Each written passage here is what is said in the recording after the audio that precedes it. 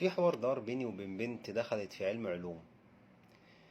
بتقول لي في مصر دايما بنلاقي حاجة عجيبة قوي، بنلاقي دايما ان طالب العلمي بيقول او شايف نفسه اعلى من ادبي. فممكن تقول لي رأيك ايه، رأيك في الكلام ده؟ فبقول لها يعني علشان علمي؟ قالت لي اه.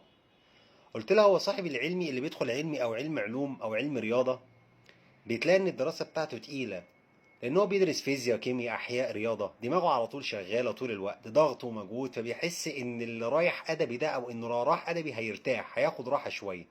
هو بيقول كده عشان خاطر هو مرهق بس، مش اكتر. لكن الحقيقه ان العلمي مش احسن من الادبي، وان الادبي مش اقل من العلمي. والا ما كانوش علماء النفس عملوا لنا حاجه اسمها الذكاءات المتعدده. فالحاجه اللي انت ذكي فيها في غيرك فيها مش عارف، بيحاول يبقى ذكي بس هو مش عارف.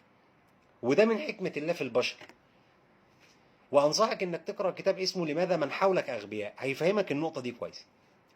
طب هو بتاع العلم بيتميز بايه؟ دايما عنده التفكير التحليلي وحل المشكلات والربط بين الاسباب والنتائج، وبيفتح لك مجالات يعني زي الطب والهندسه وتلاقي دايما يعني كليات التقنيه.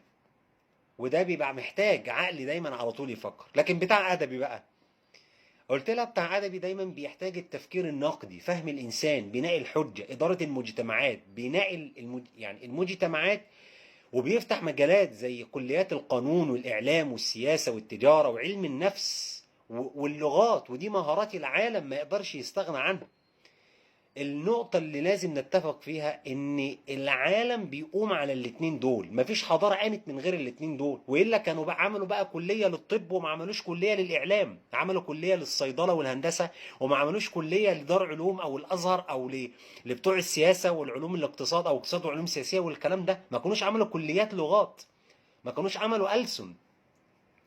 العالم محتاج حد يبني الجسر وحد يستخدمه، محتاج حد يصمم الدواء وحد يحط له قانون وضوابط. العالم محتاج حد يفهم الأرقام وحد يفهم البشر. سؤالي ليك بقى، تحب تكون من اللي بيفهم الأرقام وبيفهم البشر، وبناء عليه هتعرف دماغك انت علمي ولا أدبي؟ بس كده خلصنا. السلام عليكم ورحمة الله وبركاته. ما تتخانقوش تاني.